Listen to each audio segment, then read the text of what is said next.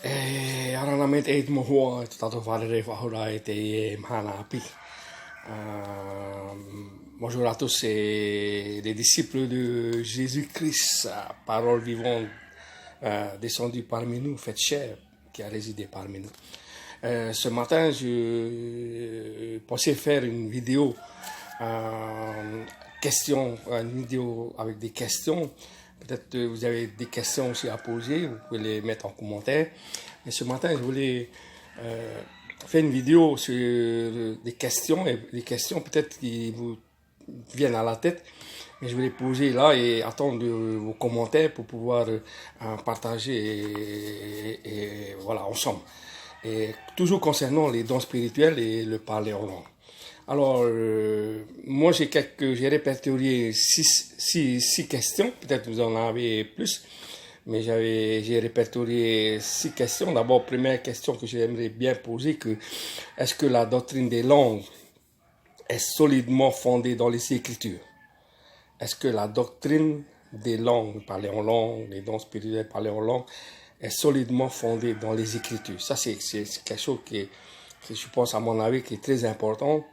De savoir si cette doctrine est vraiment biblique et basée sur les Écritures. Deuxième question que j'aimerais bien poser, le fait de parler en langue n'ouvre-t-il pas la porte à l'orgueil spirituel, à la tentation de l'orgueil spirituel?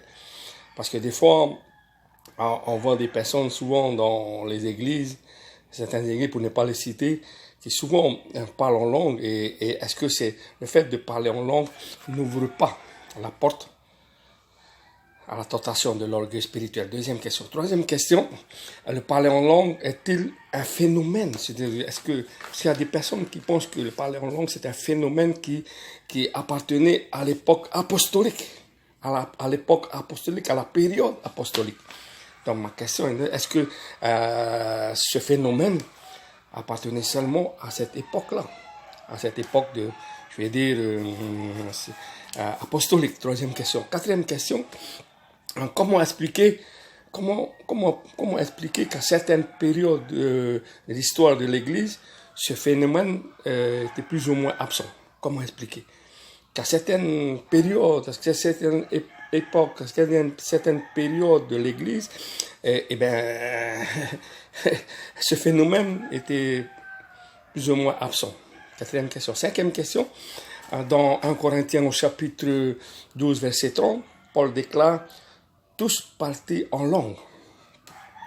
Ça mène un peu à tous partis en langue. Non, je pense que voilà, j'aimerais savoir votre avis. Votre avis m'intéresse. Pour agrandir, je pourrais apprendre aussi de votre part, n'est-ce pas? N'est-il pas? Voilà, c'est ça. Est-ce que le fait que Paul déclare tous partis en langue n'insinue pas le contraire? Voilà. Et dernière question que j'aimerais bien poser, pour ceux et celles qui sont nés de nouveau et qui font une œuvre merveilleuse, grande œuvre dans le corps de Christ, mais qui ne parlent pas en langue. Est-ce que le fait de ne pas parler en langue n'est pas un sujet aussi de frustration dans l'Église? Parce que j'entends souvent des personnes dire: ah, moi je ne parle pas en langue. Est-ce que ce n'est pas un sujet de frustration? Voilà les 6 questions. Je vais essayer de les mettre dans la vidéo, ces questions, pour que vous vous rappeliez de ces questions. Allez, j'attends de vos commentaires. Votre avis m'intéresse.